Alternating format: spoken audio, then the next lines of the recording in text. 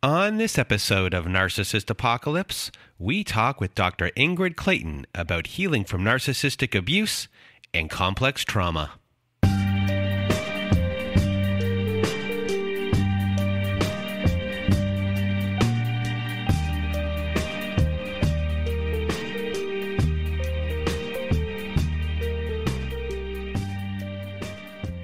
Welcome to Narcissist Apocalypse Q&A, everyone. I am Brandon Chadwick, and with me today, we have Dr. Ingrid Clayton. Welcome to the show. Thank you so much, Brandon. I'm happy to be here.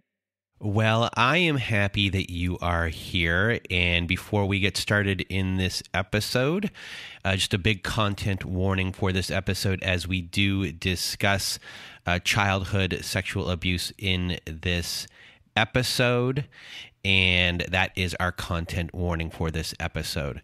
And for those that don't know who you are, Dr. Ingrid Clayton, you are a writer and clinical psychologist with a private practice in Los Angeles, California. You have a master's in transpersonal psychology, a PhD in clinical psychology. You have a holistic approach to psychotherapy, incorporating trauma-informed modalities like somatic experiencing, EMDR, and other experiential ways of working with the nervous system. You are also the author of your memoir, Believing Me, Healing from Narcissistic Abuse and Complex Trauma. Today, we're going to talk a lot about complex trauma. And in this book, you uncover, your childhood trauma from a psychologist's perspective. And we've had many therapists on our Survivor Story episodes. And I love having therapists and psychologists on to talk about their experience of abuse and trauma and how they unpack everything. And for those that don't know much about your book, or about your life, you never really understood what you were healing from when you were going through all of this. You grew up in a fog of gaslighting that really made you question your reality. And it wasn't until you heard Dr. Bessel van der Kolk, who everyone knows from The Body Keeps Score, share a case study that was so similar to your life that like a seed was planted and trauma became a big word in your life. And it's interesting, doing a little bit of background before we were talking today. Yesterday, I spoke to someone who didn't have your identical story, but at the core piece of the trauma that happened, the really big event, it was very similar. And that person it's a family story, and eventually people are going to hear that story in the coming weeks. But that person's life was decimated by this. And it wasn't just this issue or this family event that occurred. It wasn't just with the one parent.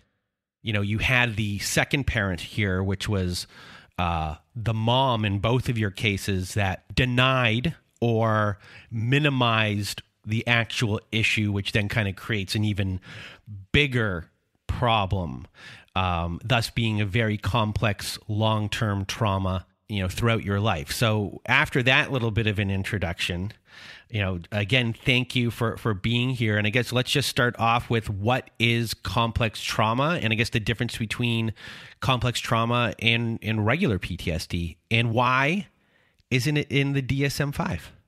That's the best question of all at the end. I wish I had a good answer for you. I don't.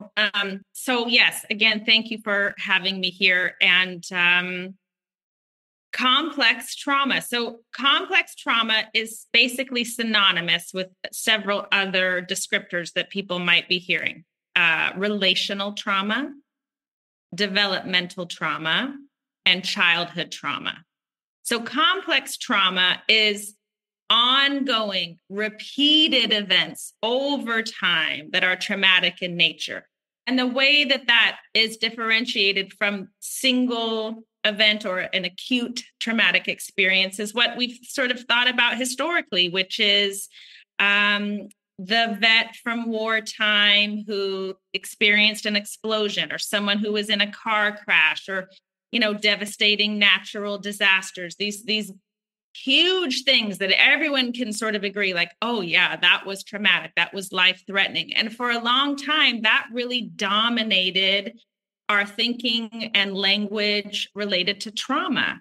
And yet somewhere along the way, people started to recognize, wow, people who grew up in alcoholic homes, deeply dysfunctional situations, neglect, poverty, they are displaying similar adulthood symptoms as those who have PTSD. And so they started to look into this a little bit more. And what we really see now is that PTSD, classic PTSD, which the basic symptoms are, having had experienced a traumatic event, but then later re-experiencing that same event. And this can be nightmares, unwanted memories, intrusive thoughts, or flashbacks. There's the avoidance of anything that might remind someone of that traumatic event. So, the vet doesn't go to the firework display or, similar things along those lines.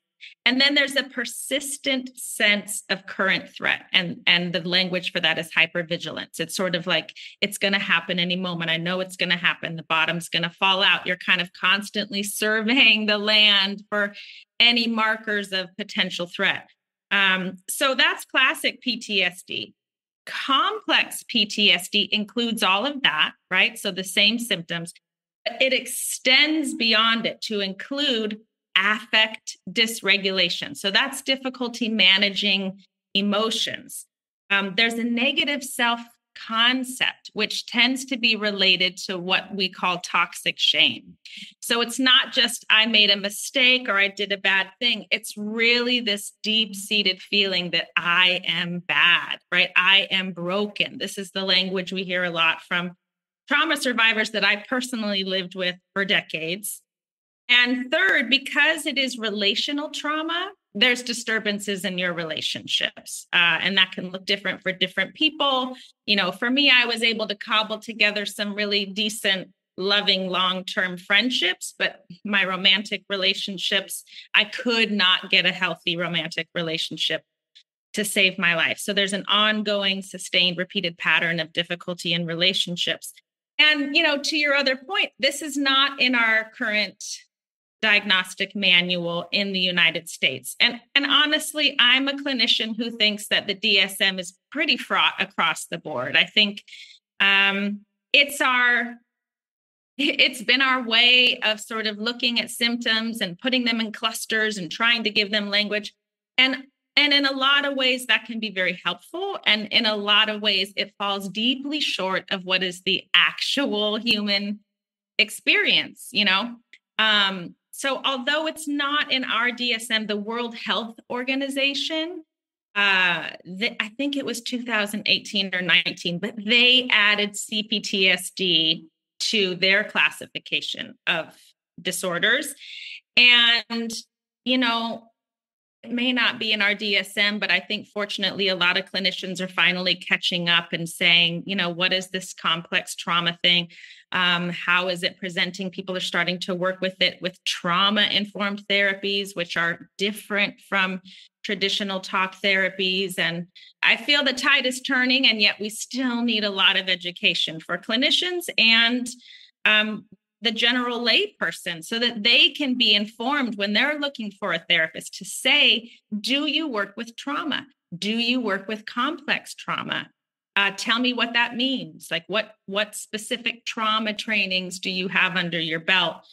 So that they're not wasting their time like I actually did for many years, both as a clinician and as a consumer of therapy. I've sat on a lot of therapist couches, Brandon, over the years, and I've told my story a million times. I never forgot my story, but just repeating it over and over as though I was going to get some sort of insight or light bulb moment. Like maybe you have a few of those along the way, but they never arrested my deep down symptoms, right? They never got to the root of the thing. And when we talk about trauma, This is why Bessel van der Kolk's book is The Body Keeps the Score. It's in our nervous system. It's stored in our cells.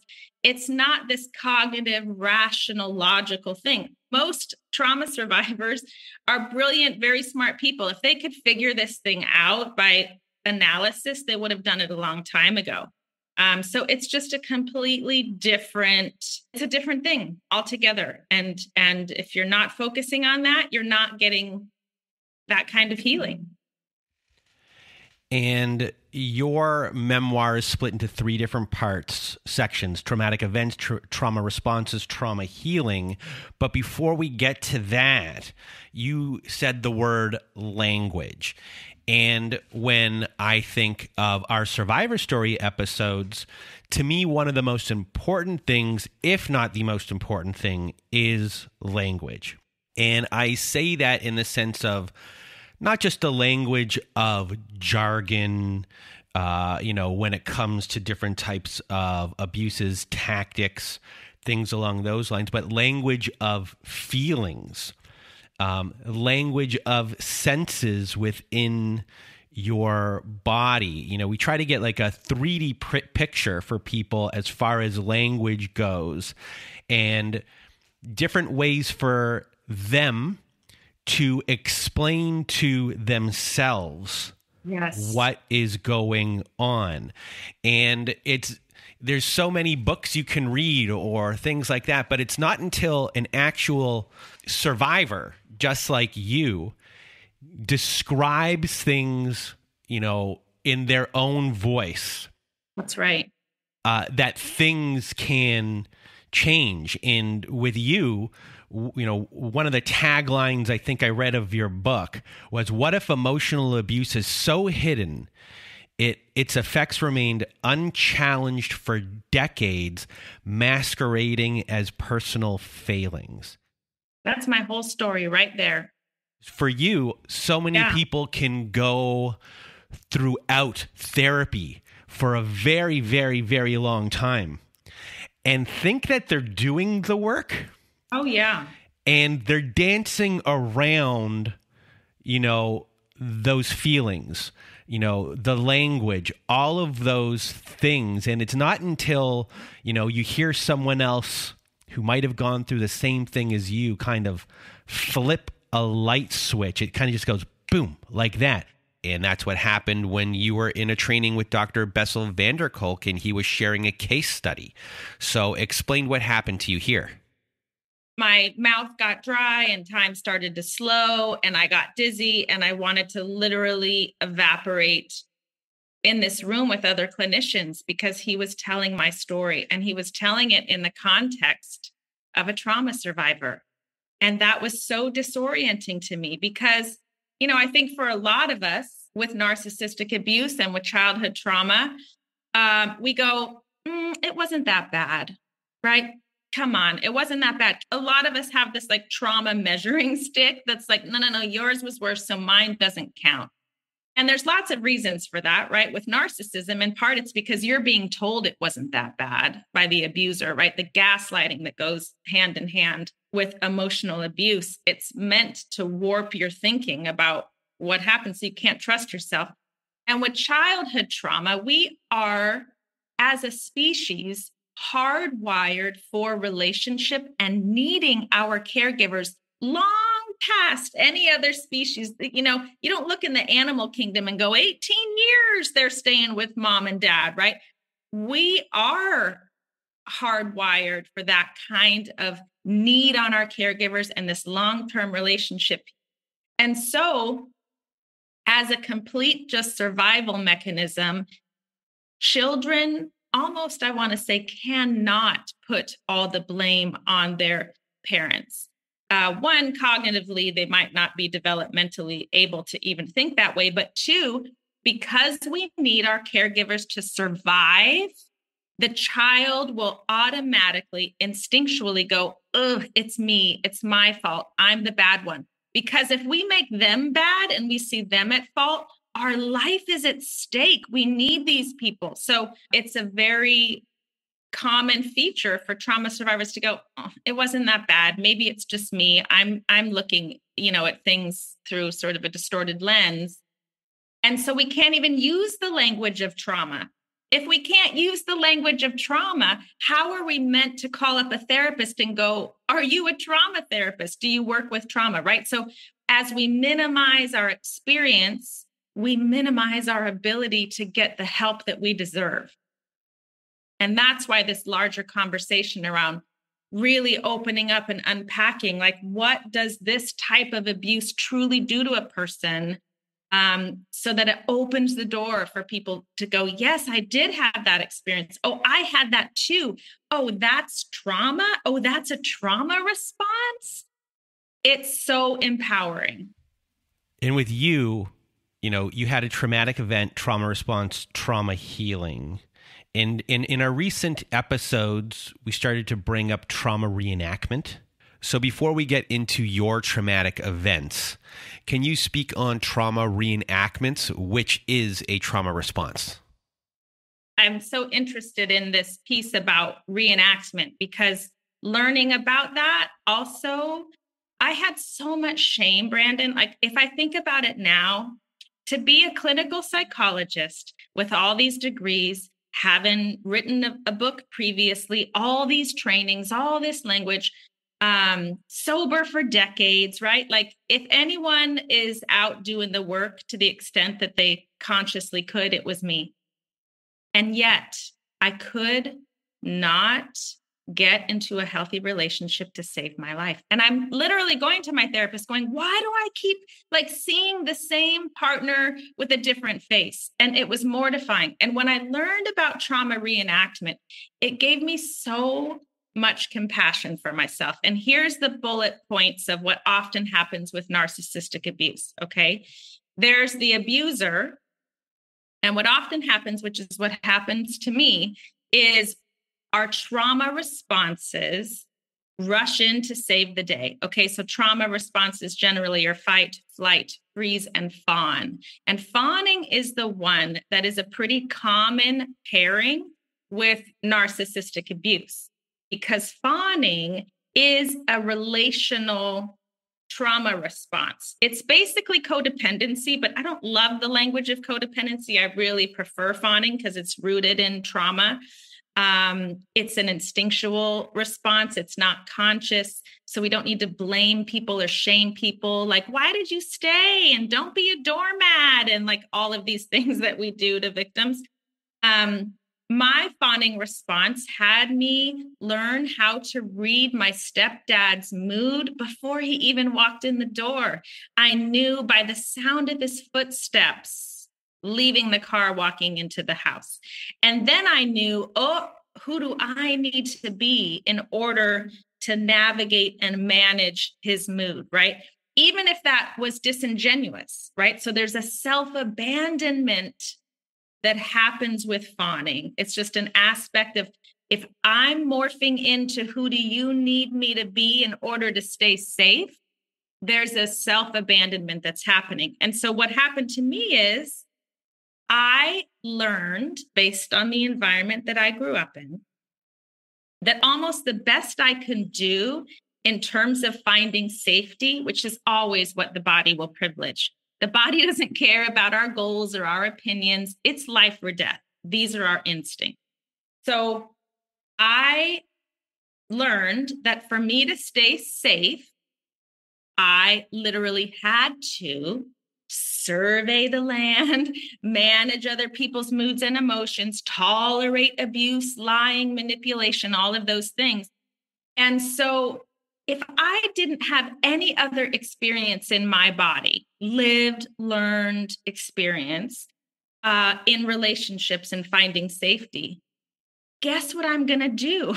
My body's going to seek safety in that same dynamic, in that familiarity, right? What we say in the trauma world is red flags don't look like red flags when they feel like home. Even though I consciously knew I did not want to recreate that relationship, my body instinctually would go into fawning to find a sense of safety, and I would do it over and over again, right? So that's kind of the nutshell of the trauma reenactment piece and how it worked with the fawning trauma response for me personally. But I developed that in the environment of a stepdad who was my dad's best friend. I think that's such an odd, common thing for the narcissist to kind of move in on someone else's situation. And he married my mom, and day one, I knew he was an alcoholic. I knew he was a bully. I knew I didn't like him. I knew he sort of took up all the oxygen in the room. And it was like I immediately saw my mom disappear in his shadow. And I say this in the book, it was like I was always wondering where my mom was, even when she was standing in the same room, because she lost her voice, she lost her opinion, she lost authority. And suddenly we were living in Randy's world, and for me, that took shape in a lot of different ways, just being isolated, moving to the middle of nowhere in the mountains, and really restrictive parenting, and the rules change all the time. And so, there's no stability and consistency. It's like one day you can do it this way, the next day you do it the same way, and you're grounded for months. You're not allowed to leave the house, And the bigger piece of my story is my stepdad, I now know, had a history of grooming younger girls primarily. And that's what he was trying to do to me in my own home under my mother's not watchful eye. And my body knew it, but he wasn't overt, right? So like a lot of emotional abuse, it's almost like a lot of us walk around going, I wish I did have bruises. I wish it was physical. I wish it was visible. I wish maybe even I was raped. What a horrible thing to say. And it's not at all to break out that trauma measuring stick, except that when the abuse is emotional and hidden and gaslighting and grooming that you can't see, it makes you question your reality. Is this really happening? Well, no one else seems to see it. You want to give them the benefit of the doubt.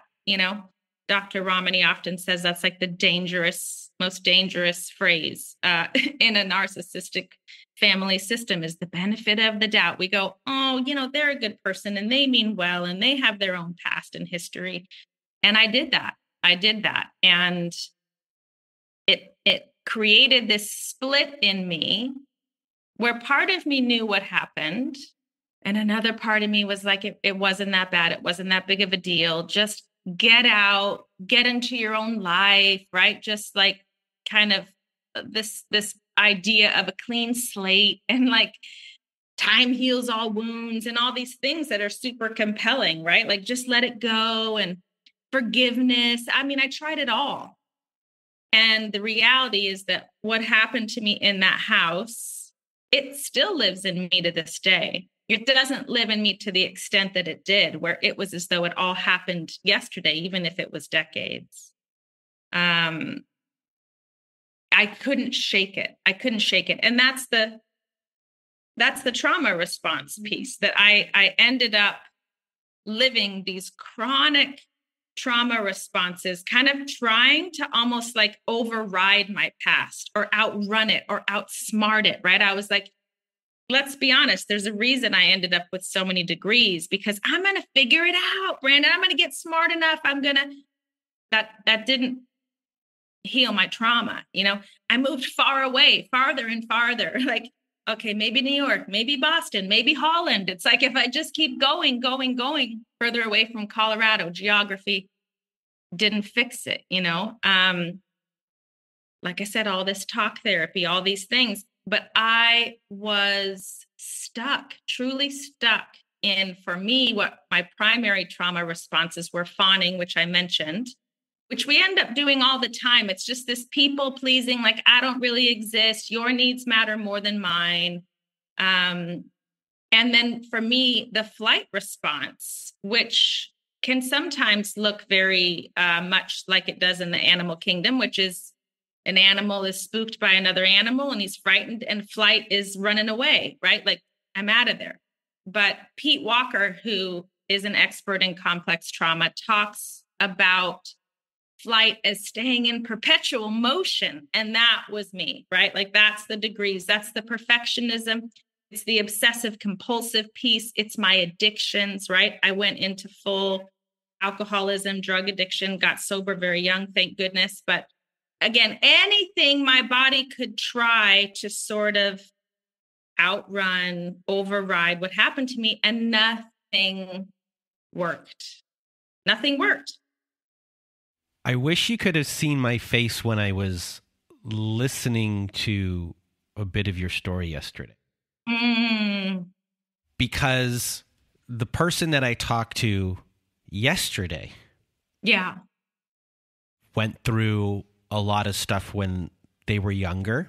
They found this person found out in the aftermath that why they were the scapegoat originally was because the father knew that they were attracted to them at a very young age.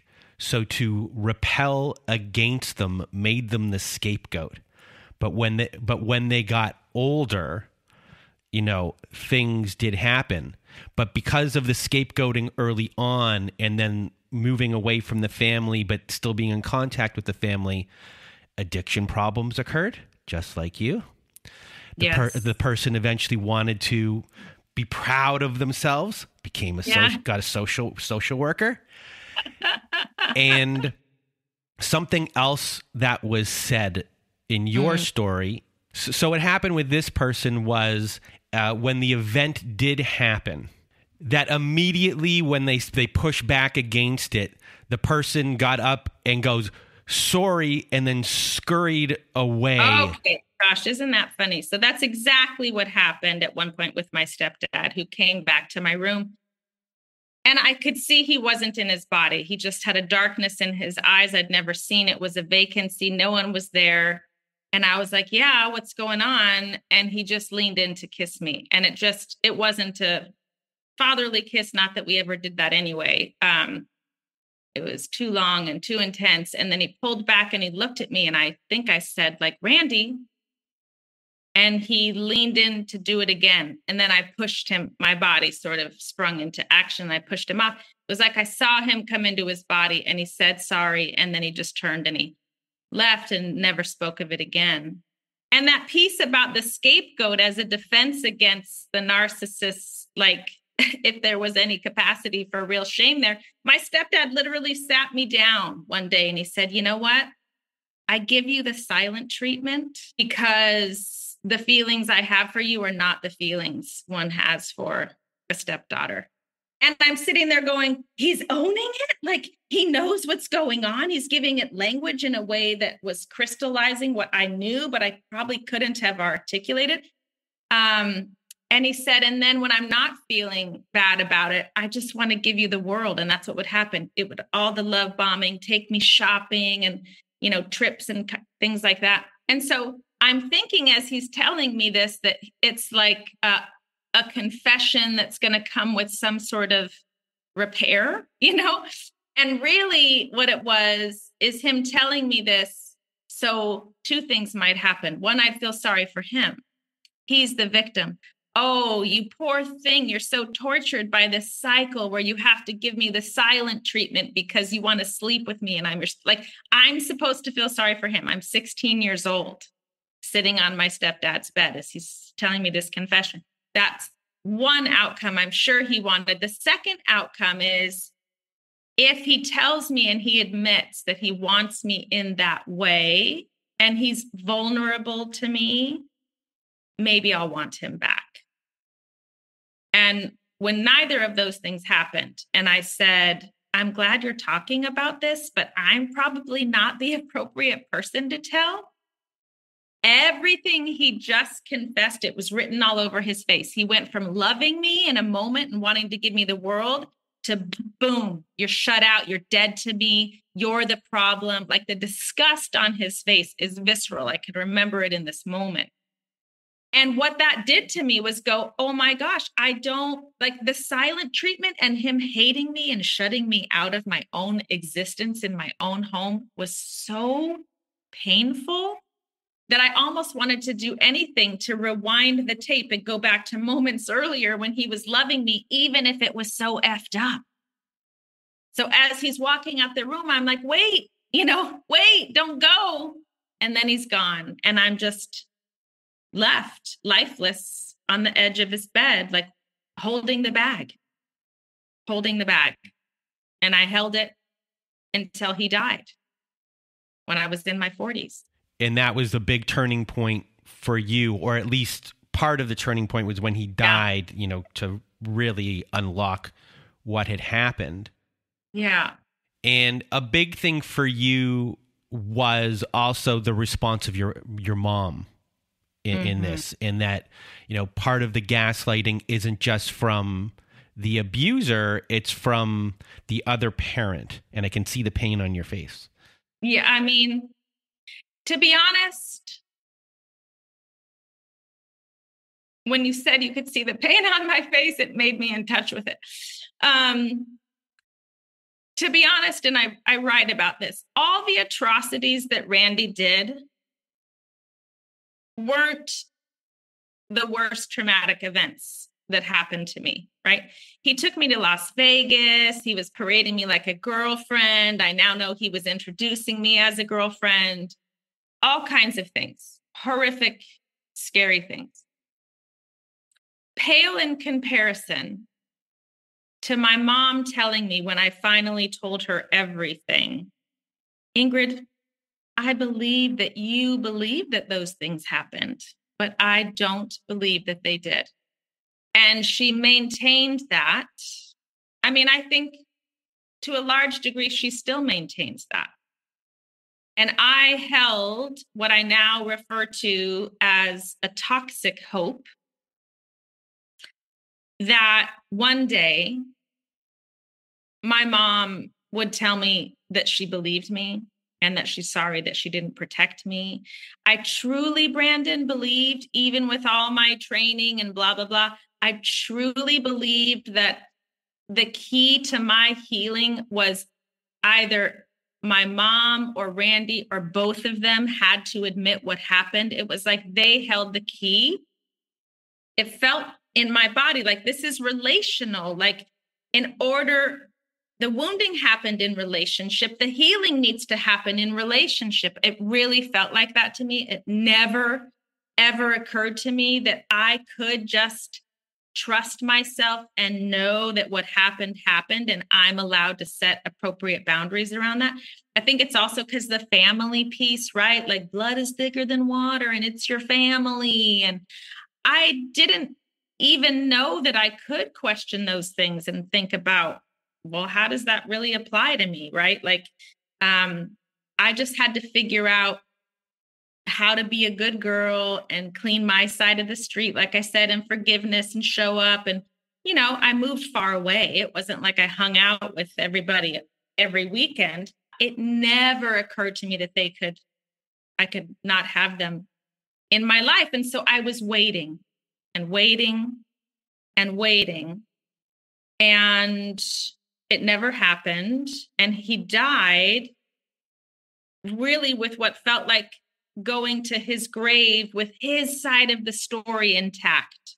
And I think that piece of it sort of ignited something in me. But the other thing that happened, and I think this is important for a lot of people to hear, I honestly don't believe that my body would have ever felt safe enough to do some of this work while he was still alive. That's how traumatized I was, that it was not worth it to push back again because I tried, right? I tried. Even as a kid, I organized an intervention for my family with social services. I tried to do all the things. And honestly, it all made it worse. It all made it worse. Now I'm not just holding the bag. I'm holding the bag with people looking back at me going, nothing we can do about it. You're probably making it all up, right? So now I'm a liar and I'm traumatized and no one's coming to save me. And so really it was like, I'm never gonna deal with this again. It's not safe. And when he died, my body was like, you cannot hold this bag anymore. And that's when this writing started happening out of the blue, like pen to paper, dictating into my phone, nonstop, any free moment I had, memories of my childhood, memories of abusive relationships. It was like these essays, these stories were just coming for me. They woke me up in the middle of the night, almost every night at clockwork, 3 a.m. My eyes would pop open. I'd have to walk out to my computer.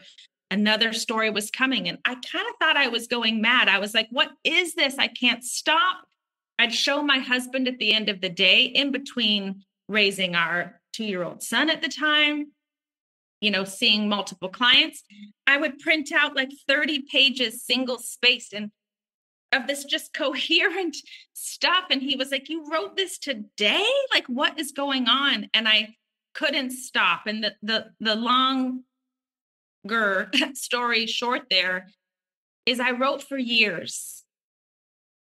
I couldn't stop because I needed to piece together these puzzles of my own life and my own body that had gone missing forever. And I wrote until one day I could look back at the stuff that was in me. Now it's out of me on the page and I can see it in black and white. And for the first time, I can see it through a therapist's eyes, right?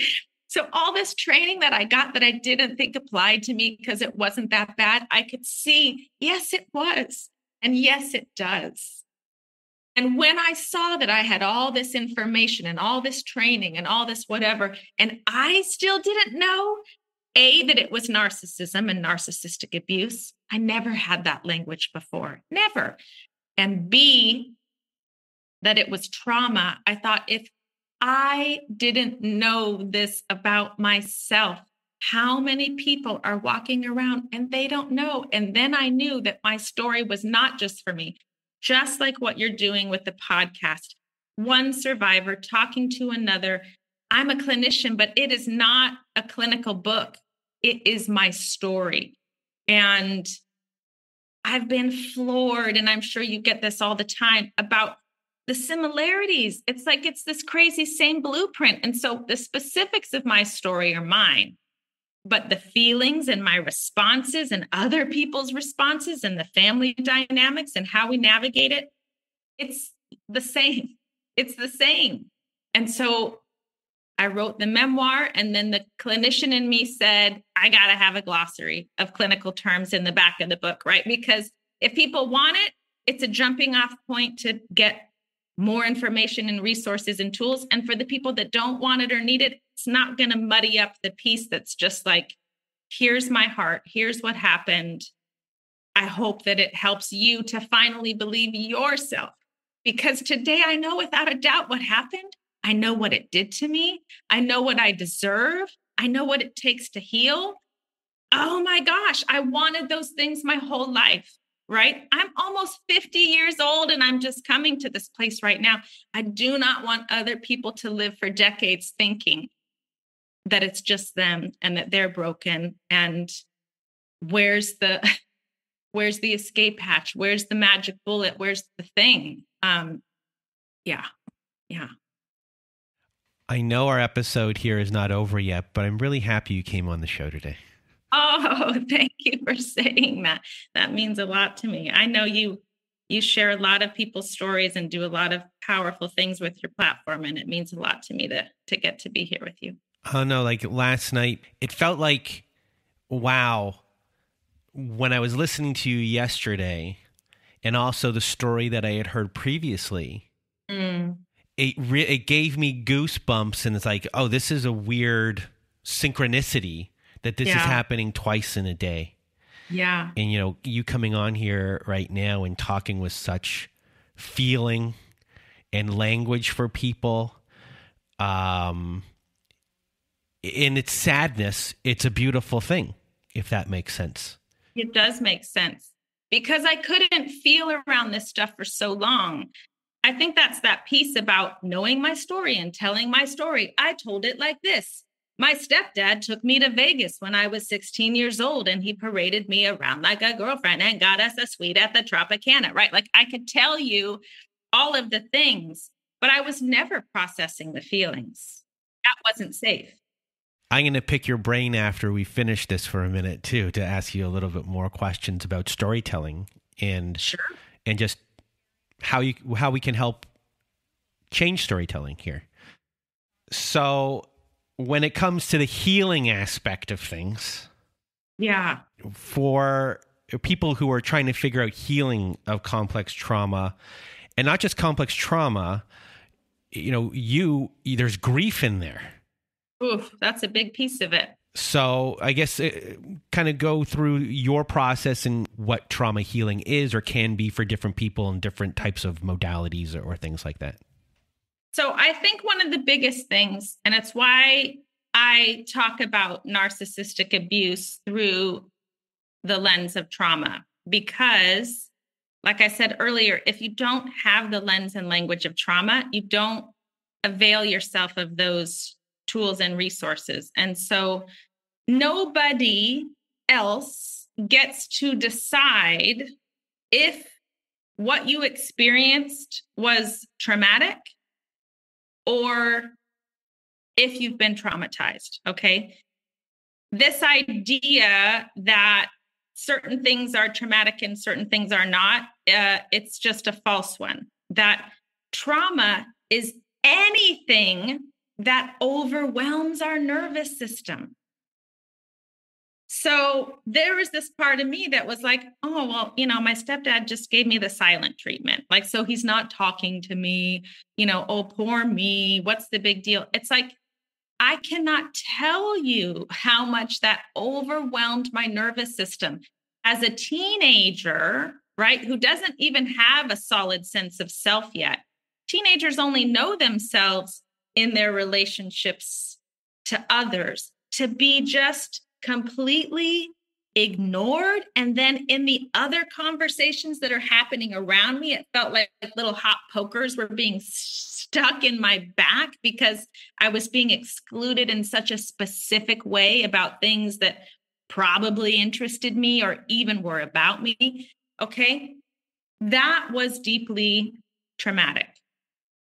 It overwhelmed my nervous system. It changed my ability to feel safe in that environment, which changed who I had to be and how I needed to respond in order to create just a tiny bit more safety for myself. So nobody else. I couldn't wait for my stepdad. I couldn't wait for my mom. I had to name it and own it for me. And honestly, I just feel like that's about half the work. It's being able to go, oh, this is what really happened. Being able to use the language of abuse. That to me was like, that whole piece about I didn't have bruises, right? Like my mom never left this guy. It must not have been that bad. It does not, other people's responses to the same situation do not take away the fact that something is abusive to you, right? And this is common in families that different people have radically different experiences. So we have to own our own.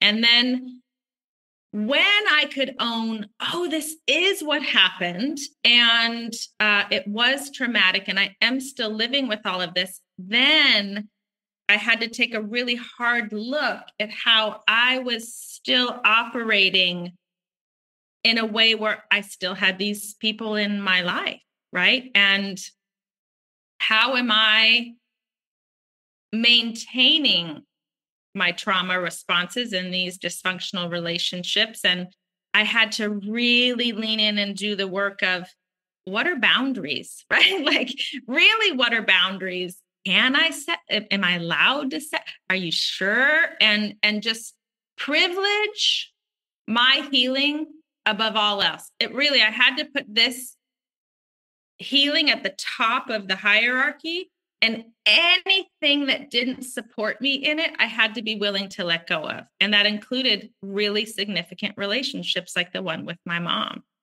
Never in a million years, Brandon, if you had said to me at any stage of my life, do you imagine that you would ever not be in relationship with your mom, that you would choose that? I would say, no, of course not. It became apparent to me that maintaining a relationship with someone who still saw me as manipulative or as a liar or anything related to that They do not know me at all, and they are not entitled to be in relationship with me.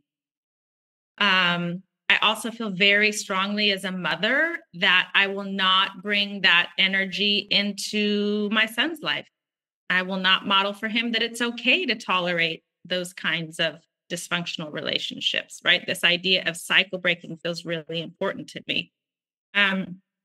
For me, and I know it's a little bit unusual because not everyone's going to write a book and go on social media and make funny reels about narcissism and trauma, but those things were very healing for me. And so what I say about that is if you feel pulled or called, whether it's related to creativity or art or sharing, I encourage you to explore those things. I think that the body truly does want to heal. And sometimes it looks very personal and unique. And you're like, wow, I had no idea that I'd find healing on a pottery wheel. But there's something about the grounding of being with the clay and being in my body, right? Like it can look so different. And for me, it was being silly, on Instagram in a lot of ways, and creating community. Community, I think, is really powerful, to share little pieces of my story and have people go, me too, or, oh my gosh, I didn't think about it that way. It started to help me validate even more, like, oh yes, this is what happened. This is my truth. So community, creativity. When we talk about the nervous system, we're talking about the body. We're talking about, I spontaneously took a deep breath right there. I love that because that's an indicator of regulation, of a regulated nervous system. I have access to my full breath. I feel grounded. I feel present. So somatic things like yoga or like somatic experiencing therapy, there are different types of somatic therapies. They are about getting us in our bodies in a way that feels safe and regulated. And it's so important. And I just also thought of in EMDR, eye movement desensitization and reprocessing. I think I said it correctly. It's another trauma therapy. We utilize bilateral stimulation, which is just right, left movement. And so it helps, we believe, to process some of these memories that might be stuck, similar to what we naturally do with REM sleep, where our eyes are going back and forth, right, left, right, left. We can create that bilateral stimulation through drumming, through that movement and sound of right, left arm drumming. We can do it by dancing, by swaying. We can use the butterfly hug, crossing your arms over your chest and tapping right, left, going for a walk, right, left, and orienting to your surroundings with the senses. So the language of the nervous system is the senses. So I do this in my own life. I do it with my clients all the time. When we're feeling a little like dissociated or triggered or not quite in our bodies, I'll say, let's just pause and slow this down. I want you to look around the room and notice what you see. And for some people, it's helpful to name it out loud or even in their mind, like plant, window. But the basic point is orienting to what you see or hear or smell or feel. It puts you in the present tense. Lets you know, oh, I am safe right now. Nothing bad is happening right now. And so just having some of these practices, these tools, if you go to any of my social media stuff, there's a link. I have a free download for a PDF that has lots of what I call DIY trauma healing stuff that you could do on your own. And so these are a piece of that. So I think there is a lot we can do by ourselves that is really powerful. But then I will always say, find a trauma therapist. It took me, I felt so burned by prior therapists who never saw it as trauma, never gave me the language of narcissism, that I was like, even as a therapist, I'm like, I'm not going to do that again. But then after I wrote the book and realized, you know what, I need more support here. I found a trauma therapist, and it's the most impactful, helpful, therapeutic relationship of my life. And we're doing a modality called IFS, which is internal family systems. And I love it. It's so helpful. I feel like I continue to unburden myself over and over in all of these different ways. And so things like IFS, there's a lot of acronyms in trauma therapy, EMDR, SE for somatic experiencing. I think the most important thing, and I hope this gives everybody permission. I can't tell you how many people and how I did this as a consumer of therapy. I just looked in my insurance book or someone in my zip code, and they had therapist under their name or psychologist. And I was like, oh, they're the expert of all the things. And I showed up as though they were going to have all the answers. And now I know, oh my word, like it's like any other specialization, right? Like you're not going to go to your GP for heart surgery. You're going to go to a heart surgeon. So to be able to call up a potential therapist and say, I think what I'm working with here is complex trauma. I have a history of childhood trauma or relational trauma in my marriage or whatever it is, narcissistic abuse. See if they even know that language. If they don't, it's not a good fit. And see if they know the language of complex trauma. And if they do, what are their specific trauma trainings related to being a helpful clinician? They should be able to answer these questions. If they can't, thank you for your time. Call somebody else. And before we leave today, do you have any words of wisdom for everyone who is listening? I think that my own evolution of coming to believe myself has been such an interesting one, to the point where as I'm publishing the book, I'm still talking to a friend of mine and going, I think the title Believing Me is too declarative. It's too strong. I don't quite like, are we sure?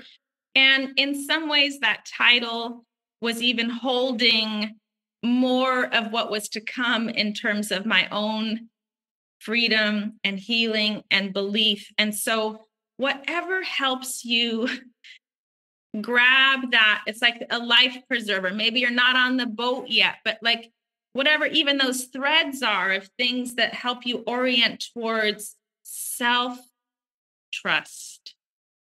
like, right? Like there's a piece in my book where I ended up unearthing all kinds of truths that shocked the hell out of me. It was like the evidence was there. What's real is I knew there was something to search for before I found the evidence. And we don't need the evidence. There's a reason at the end of the day that I said, yes, it's about believing me. And believing me means I know what happened. I can use the appropriate language for it. And I am entitled to whatever help and support I need to get through it to the other side, where that stuff is not living in my body anymore, Brandon. There are aspects of my story that I almost get a little foggy over now, because it's not like it just happened yesterday. It's not a memory that's living as an imprint where I can tell you the wallpaper was blue and it had this, like, I don't have those details just renting space in my everyday consciousness anymore. And it's possible. I wish it for everyone. We all deserve it. Don't stop until you find it. That was a very long final offering, but that's what I've got. Well, I thank you for that, Dr. Ingrid Clayton. And I really want to just thank you for being here with us today, sharing all of your knowledge, sharing your story, and people can find you at ingridclayton.com. I will leave that in the show notes. I will also leave your Instagram in our show notes and a link to buying your book, Believing Me, Healing from Narcissistic Abuse and Complex Trauma. And I'm just really happy you were here with me today and talking with me. I think you're going to help kind of change and shape the show in a way in the future after I kind of have a little chit chat with you. So just a big thank you for being here with me today. It's an honor. Thanks, Brandon. Well, thank you once again, Dr. Clayton, for being here. And for those of you out there that want to be a guest on our Survivor Story episodes, please do go to our website at narcissistapocalypse.com. Top of the page, there's a button that says Guest Form. When you click on that button, it takes you to our Guest Form page. There you can read all of our instructions and either send us an email at narcissistapocalypse@gmail.com or fill out our guest form and press the Submit button. And please do send it in the format that we ask for. And if you are someone that needs support, we here at Narcissist Apocalypse have a support group. So at narcissistapocalypse.com, top of the page, there's the button that says Support Group. When you click on that button, it takes you to our very own safe social network. And inside, you'll see that we have Zoom meetings every Wednesday nights, Thursday afternoons, and Saturday nights. We also have forum boards for you to post on to get the validation that you need from survivors just like you. It is a wonderful group of people on there, and you can share your experiences with all of them. And you can make friends too. So if you need support, join our support group today. And if you need even more support, please do visit our friends at domesticshelters.org. At domesticshelters.org, they have articles and resources to help you make sense of what you're dealing with. They have every phone number and email address and web address for shelters and agencies, no matter how big or small the town you are in. Domesticshelters.org has it there. It is a wonderful free resource and organization. So if you need extra support, please do go to domesticshelters.org. And we also have a friend of the show called Shelter Movers, and Shelter Movers can be found at sheltermovers.com.